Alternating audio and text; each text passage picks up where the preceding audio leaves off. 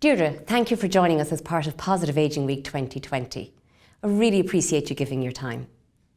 For our viewers today who are watching in, would you just introduce yourself and give a little bit of background to what you do?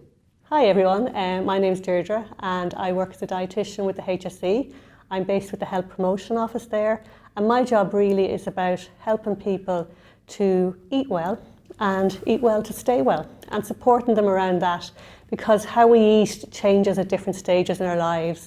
It depends what's going on for us, it depends how we're feeling, it depends how our health is, how busy our life is, and often people just need a bit of support or hints around that. Okay, so it's really important to take care of ourselves as we get older, I believe. Oh, absolutely. You know, food is an essential part of self-care. There's so much in life we can't control, and we've all learned that, particularly in the last 6 months, absolutely. But eating well is something that you can really do to mind yourself, you know. And it is, to me, it's one of the things that we can really control. Eating well, getting our sleep, being a bit active, mind yourselves and try not to get too worried about things. And, you know, and then if you have got any health concerns, make sure to talk to, you know, your doctor or a health professional about them. But the food is something that we can really do to mind ourselves. So in a world where there's lots that we can't control, we can really control how we take care of ourselves.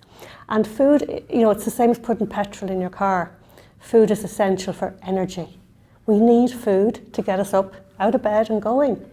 You know, our brain alone needs 50 grams of sugar a day to function.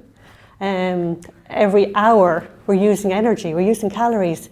So we need to get that fuel in there, and food is how we do that. And we can nourish ourselves through it. It's such an important part of our self-care. Deirdre, that's very interesting what you said about the sugar there. So we can take sugar. Oh yes, sugar is a very important part of our diet. It, you know, it can add to our diet, give us energy, but in a small quantity. You know, we actually get our main fuel from what's called carbohydrate, and carbohydrate is broken down into what's called glucose in the body, and glucose is is actually the fuel that gives us our energy to do this, to move the hands, to run around. But as part of that, like the main carbohydrates that we'd advise to get your nutrition from, the most nutritious sources of carbohydrates are actually, you know, the high fibre starchy foods. So that's your whole grain cereals, you know, your porridge, your brown rice, your pasta, potatoes, preferably with skin on them, good brown bread. They're really, really good. But, you know, we can have a little bit of what's called refined sugar. So that's actually the white sugar, you know, like the white bowl of sugar we see on the table. And we can have a little bit of that in our diet, or the odd biscuit and that. They really, like without being too restrictive, they say try restrict it to 50 grams a day added sugar. So that really just means, you know, a biscuit here or there, or a small bit of dessert is okay. You know, so a healthy diet is not a sugar-free diet, and that's the thing really. It's about balance. There's no such thing as a good or a bad food. It's about, you know, the balance of foods in your diet, and that's one of the challenges as well around healthy eating, because everyone has different needs, you know, and as we move through life, our needs change as well. So it's just a matter of balancing that out as well. Okay, that's brilliant. Thank you for telling me that one. So what kind of foods do we need to eat most days to get all the nutrients that we need then? And again, I suppose I'm using this word back to basics. It's back to basics, really. It's not complicated. It's not about going buying special foods or doing a healthy shop. It's really just basic foods. So if you start and think of the basic fuel for the body as the starchy carbohydrates, as I said. So that's your bread, cereals, potato, rice and pasta. Some people don't like bread, you know, or maybe find as they get older that some breads don't agree with them. So, you know, maybe have a look at different cracker breads or pita breads or that. Some people are not into potatoes, have rice or pasta instead, or vice versa. So that gives you a basic fuel, your carbohydrate for your energy. And by choosing the high fibre versions, obviously you're getting your fibre, and that gives you roughage. And that's really important for our digestion, particularly as we get older as well. And foods that are high in fibre will fill us up and leave us feeling more full for longer. And that can help that actually can help us to get satiety from a meal, and it will help us to actually prevent us snacking too much between meals. So that's good, particularly if you're trying to manage your weight. The next thing really, so that's your energy from your food. Then it's really important for your fruit and vegetables. And that's just like they add colour to your diet, your life. Vitamins, minerals, fibre, they're just so important. Like fruit and vegetables are full of what's called antioxidant vitamins. And that means that they can decrease your risk of cancer, heart disease and stroke. That's a simple apple. That's a banana. That's remembering to cut up a tomato and put it in your sandwich. You know, that's having an extra spoon of veg with your dinner. That's having a bowl of soup with your lunchtime sandwich. So the fruit and vegetables are so important. They're really high in fibre, they're low in energy, so they're really good for us. So they're definitely every day, and that's something that, you know, even on a simple level, all of us could do. Have one extra piece of fruit a day, or maybe have an extra little bit of vegetables with your dinner, or a bowl of soup with lunch. Then the next thing, just thinking about your needs then, is we really need to mind our bones. Our bone health is so important, and we need our calcium for that, and our vitamin D. Calcium is found in milk and in dairy foods. And I would say it's the one time that you'll ever hear me say take a supplement. If you're somebody who can't tolerate milk, doesn't like milk, never did, it would be really important to look to find a milk replacement or another drink that can actually supply you with the calcium that you need. So if you're someone who can't tolerate cow's milk, it will be important to have a look at the other alternative milks on the market. You know, the almond milk, soya milk, oat milk, rice milk out there. Because it's really important, because when we cut out any food group, that's when we can actually have a risk of deficiency. So the calcium is so important for bone health. We need at least 3 servings of calcium a day in our diet. You know, and a serving is a glass of milk, a pot of yogurt, or an ounce of cheese. You know, so like if you're having a bowl of porridge in the morning or a couple of Weetabix, you're probably having a glass of milk with that. If you're adding milk to your tea and coffee during the day, most of us have about 4 or 5 cups of tea or coffee, you'll probably have another glass with that. But you need to get that 3rd serving in.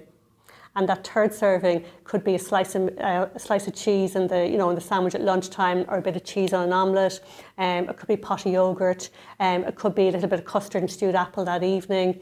It could be a rice pudding, a tub of ambrosia rice or custard. So it's about getting extra stuff in. Or it might even be a latte, you know, a coffee made on milk. The vitamin D is really important as well. That's called the sunshine vitamin. And we're not at the right latitude here in Ireland to actually get enough vitamin D. Particularly during the months of kind of October to March. So it would be important to get vitamin D from your diet, or else, you know, to take a supplement for it. And vitamin D is a fat-soluble vitamin. Vitamin D is a fat-soluble vitamin, and it's found particularly in the oily fish and all that. So it's really good. And then it's found in milk and other foods. So have a look at some of the fortified foods out there around the vitamin D as well. Really important. And then the next thing then that you need for a balanced diet is you need protein. And protein is so important because it actually keeps our tissues, our cells together. It helps our muscles, it helps repair. And protein is found in meat, fish, eggs, and dairy. And then it's also found in, there are vegetarian sources of protein, like your beans and peas. A simple tin of beans, tin of peas, your pulses, your chickpeas, your kidney beans, found in all those. So it is important, because sometimes I do find as we get older, some people tend to lose a taste for meat, but it's still important to have a little bit of meat or some equivalent food with your dinner every day, and then maybe it's like a small piece of protein with your lunch as well. That could be an egg, it could be a slice of cheese, a little tin of tuna.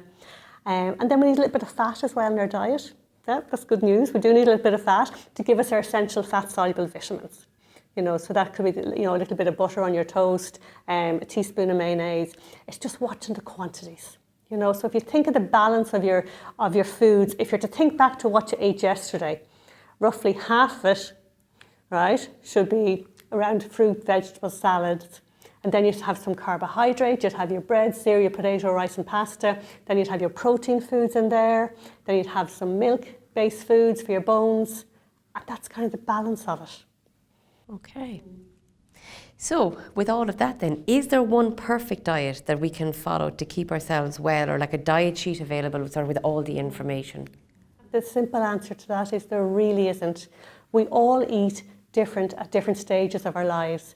And when we're working with someone around our food, it's really important to look at what's going on for that person, how they are, how they are health-wise, what their values are around food, and then also like what their time and energy is around giving to food, what other things are going on in their lives, and kind of having a look at it and saying, okay, well, look, we know it's important to have, you know, the carbohydrate foods every day, preferably high fibre ones. We know our fruit and veg are important. We spoke about the protein, we spoke about the bones, we spoke about, you know, making sure we have enough iron, fibre, all those. So having a look at someone and saying, okay, well, look at what's going on here, kind of what's the priority? And sometimes, you know, people might actually come to you and they might say, you know, and they actually might be quite disorganised around their food because life is so busy. They might have lost interest. You know, they might be living somewhere where they're not able to cook as they were before. Just as I say, sometimes life gets in the way. So looking for that person, well, what's the most important thing for you now? What could you do to help yourself? And it's picking one or two things.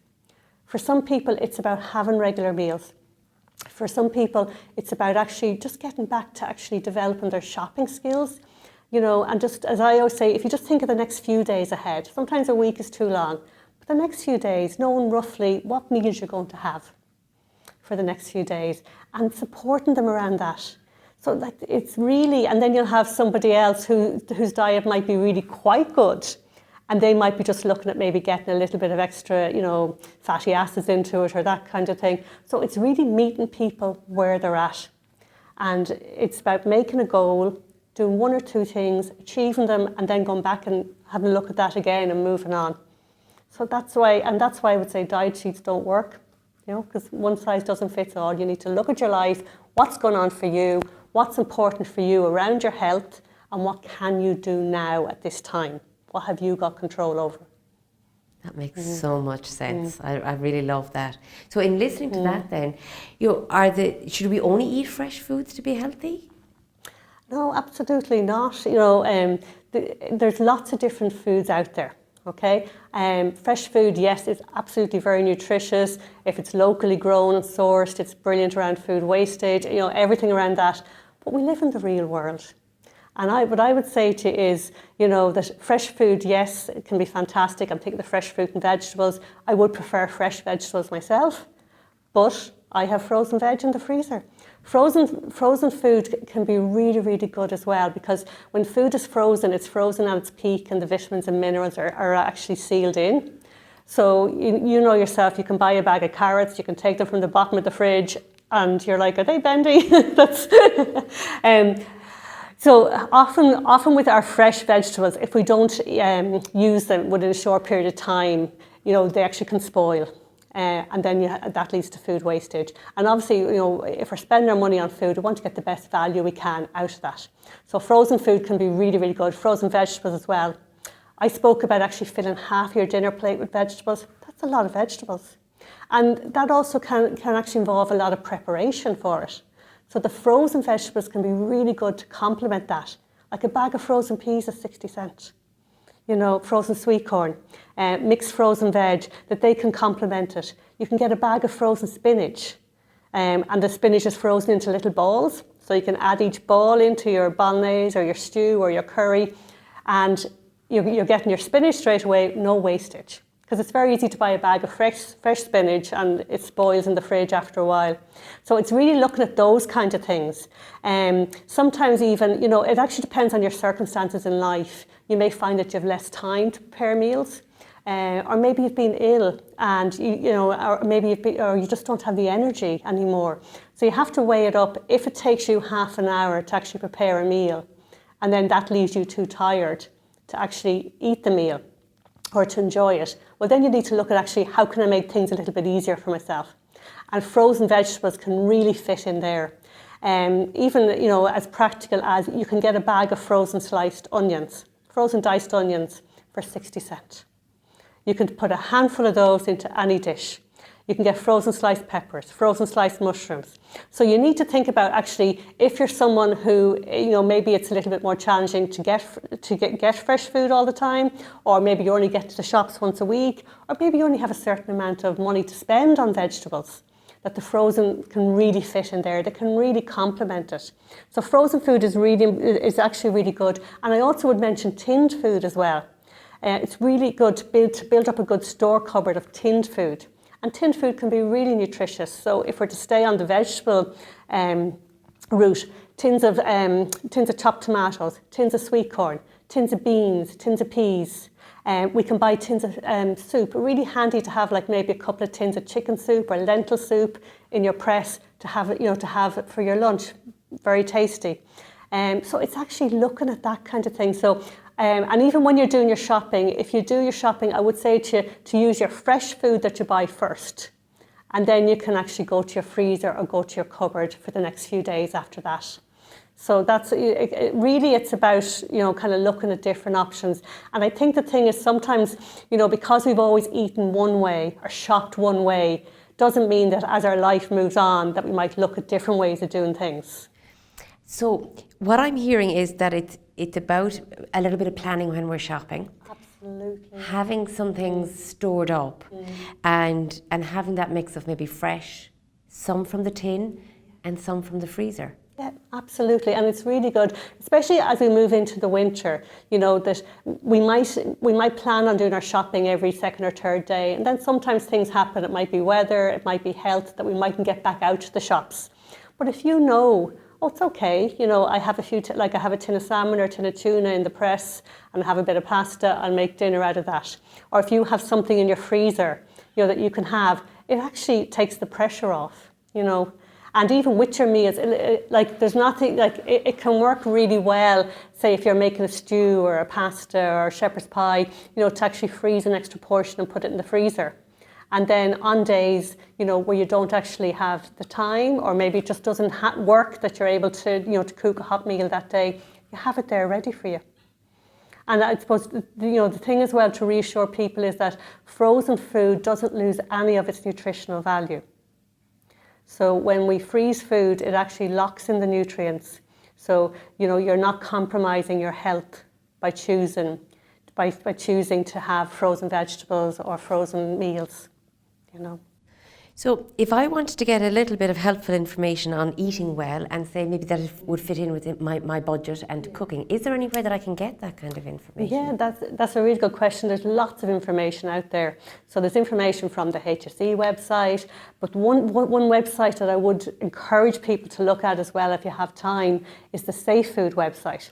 And Safe Food is an all-Ireland body that actually it gives health information and healthy eating, food safety information to the general public. Fantastic source of information around shopping, cooking, food wastage. The recipes on it are really good. And just to give you ideas, because sometimes, we actually kind of forget something that we liked. Sometimes we think, oh, I used to cook that, I like that. Why don't I do that anymore?